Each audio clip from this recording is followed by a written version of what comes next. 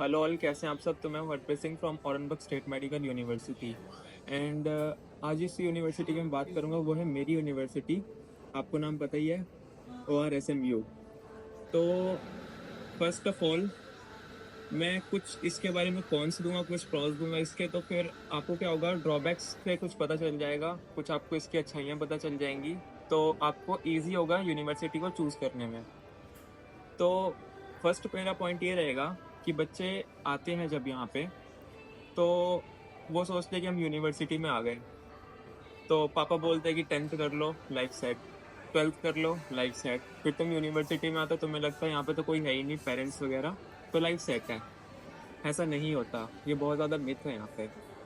क्योंकि तुम्हें यहाँ पे, जब तुम यहाँ पे आते हो तो 100% क्लासेस रखनी पड़ती हैं। अगर हम लोग बात करें स्टडीज़ की, तो 100% क्लासेस, मतलब कि यहाँ पे अतरा बोध का होता है। अतरा बोध का मतलब होता है कि जो क्लास तुमने छोड़ी है उसको तुम्हें दोबारा जाके उसको टीचर को देना पड़ेगा। मान लो तुम एक केस ले लेते हैं। एक बंदा है जो बीमार हो गया।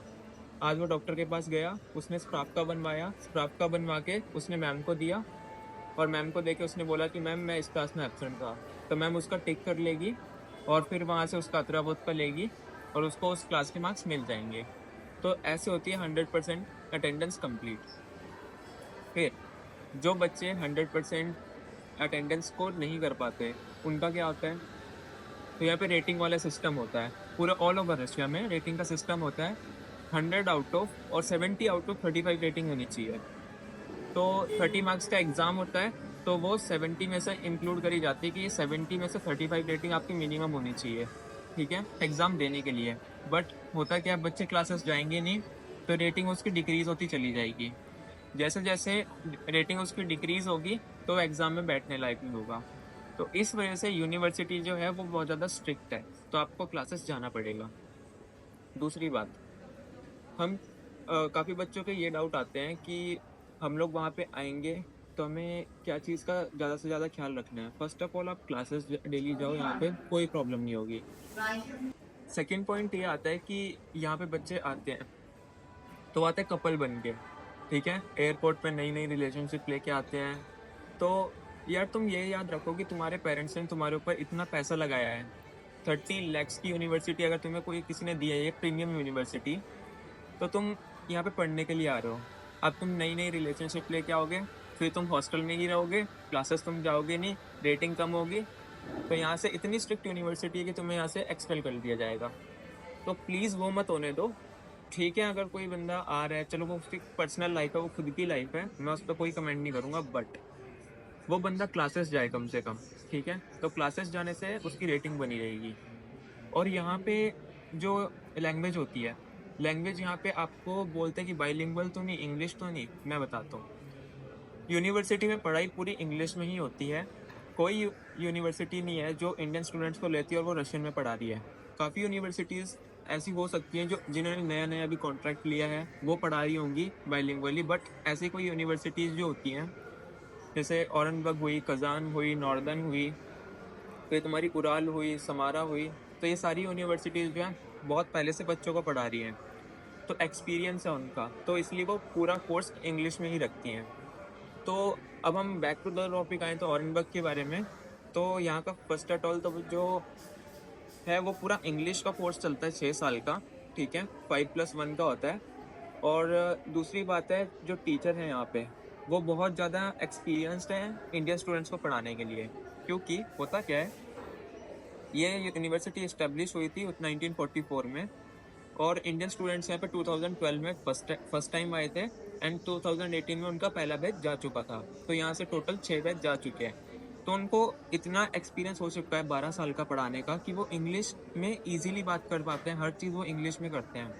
ऐसा नहीं कह रहा हूँ कि तुम्हें रशियन नहीं पढ़ाएंगे, तुम्हें रशियन लैंग्वेज जरूर पढ़ाएंगे, उसकी अलग से क्लासेस होती हैं। क्योंकि तुम यहाँ पे जो कॉमन पीपल्स होते हैं, तुम मॉल्स जाओगे, मार्केट जाओगे, तो वहाँ पे तुम्हें इंटरेक्ट करने में ज़्यादा हेल्प हो सके।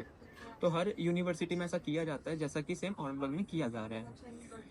अब हम बात करते हैं तीसरा, बजट के बारे में। इसका ये थोड़ा सा ड्रॉबैक आता है। क्यों ड्रॉबैक आता है मैं बताता हूँ। आपकी जो यूनिवर्सिटी है वो लेती है आपका $6,000 पर ईयर, और पर एनम बोल सकते हो।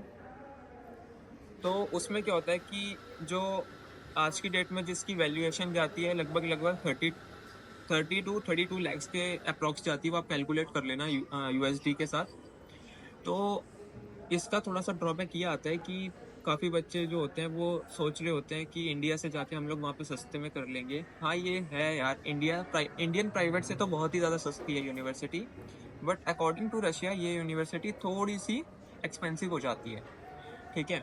बट उसी जो वो एक्सपेंस ले रही है, जो वो फीस ले रही है, उसी हिसाब की वो एजुकेशन भी प्रोवाइड करती है। तो एजुकेशन कैसे प्रोवाइड करेगी? आप डेली यहाँ पे क्लासेस जाओगे, आपके क्लिनिकल्स बढ़ेंगे, रोबोटिक होते हैं यहाँ पे और यहाँ पे कैडेवर्स होते हैं। तो हर चीज़ आपकी जो होती है प्रैक्टिकली ज़्यादा यहाँ पे देखी जाती है और टीचर्स यहाँ पे लेक्चर लेंगे आपके हफ्ते में 1 या 2 बार, बाकी लेंगे क्लासेस। क्लासेस के क्या रूल होते हैं? क्लासेस के रूल ये होते हैं कि जब आप वहाँ पे जाओगे, तो आपको वो पहले से ही 1 दिन पहले पीडीएफ दे देंगे, आपको पढ़ के जाने हैं। उसी से ही टीचर पहले क्वेश्चन पूछेगी, उसके बाद वो आपको पढ़ाएगी। तो जब आप पीडीएफ पढ़ के जाते हो ना, तो जब वो टीचर तुम्हें जब बाद में समझाएगी, तो वो तुम्हें ज़्यादा समझ में आएगा। वो ज़्यादा मतलब कि एजुकेशन जो है यहाँ पे बहुत अच्छा है। देखो, काफ़ी यूनिवर्सिटीज़ ऐसी हैं कि पैसे लिए, पास कर दिए बच्चों, कोई रेटिंग से मतलब नहीं, कोई उसकी नॉलेज से मतलब नहीं। एक्चुअली ये यूनिवर्सिटी वैसी नहीं है। यहाँ पे कोई भी बच्चा आ रहा है, कुछ भी आ रहा है, तो पढ़ने के लिए ही आ रहा है। अगर आप आना चाहते हो यहाँ पे, तो सिर्फ वो बच्चे आना जो यहाँ पे पढ़ना चाहते हैं। नहीं तो बहुत सारी यूनिवर्सिटीज़ है जो बिना पढ़ाई के भी वो शैंपेन की बॉटल में निकाल देती है पूरे पेपर, ठीक है?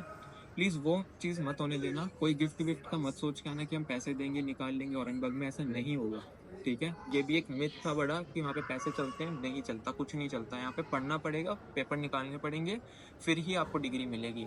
कि इसका एक और ज़्यादा मतलब कि प्रॉफिट आपको ये मिलेगा लाइफ में कि आपको नॉलेज होगी, डॉक्टर अच्छे बनोगे और यहाँ से जब आप निकलोगे तो आप यूएसएमएलई दे सकते हो, क्लैप दे सकते हो, ठीक है? इटालियन मेडिकल एजुकेशन का एग्ज़ाम जो होता है वो दे सकते हो, काउंसलिंग का, फिर एएमसी दे सकते हो। तो सारे जितने भी एग्ज़ाम्स होते हैं ऑल ओवर वर्ल्ड की ये जो यूनिवर्सिटी है, वो डब्ल्यूएचओ अप्रूव्ड है, वो एनएमसी अप्रूव्ड है, टीएफएमजी अप्रूव्ड है। तो आपको वहाँ पे कोई इशू नहीं आता वहाँ पे कि आपको कौन सी कंट्री में जाके, अगर आप चाहते हो कि यूरोपियन कंट्री में जाना चाहती हूँ मैं या जाना चाहता हूँ मैं, तो वहाँ पे जाके आप कर सकते हैं प्रैक्टिस। या फिर आप ये चाहते हो कि मेरे को प्रैक्टिस करनी है कहीं और जाके, ऑस्ट्रेलियन में या फिर इंडिया में ही करनी है, तो हर जगह ये जो है अप्रूवल है यूनिवर्सिटी, वो आपको कोई इशू लेने की नीड नहीं है। तो मैं आपको अब ये बताना चाहता हूँ कि ये जो 30 लाख रुपीज़ आप पे कर रहे हो यूनिवर्सिटीज़ को, इसमें क्या क्या चीज़ें इंक्लूड हैं? वीज़ा चार्जेस नंबर 1, जो आपका जो हॉस्टल फीस होती है वो इसी में ही इंक्लूड होती है। कोई आपको रहने का, एकोमोडेशन का कोई अनदर चार्ज आपको नहीं देना पड़ता, ठीक है? 30 lakhs में आपकी ट्यूशन फीस, हॉस्टल फीस हो गई, वीज़ा चार्जेस हो गए, तो सब कुछ आपका इसी में ही चलता है, कोई आपको एक्स्ट्रा पे नहीं करना पड़ता। और दूसरी बात है कि हॉस्टल में क्या क्या होता है कि यहाँ पे जो बच्चे आते हैं उनके लिए नए नए हॉस्टल्स यहाँ पे बनाए जाते हैं, न्यू हॉस्टल बनाए जाते हैं एजेंसी के थ्रू, कंसल्टेंसीज के थ्रू। उसमें बच्चों को न्यू रेनोवेटेड हॉस्टल मिलता है, तो रहने की आपको कोई दिक्कत नहीं आएगी यहाँ पे।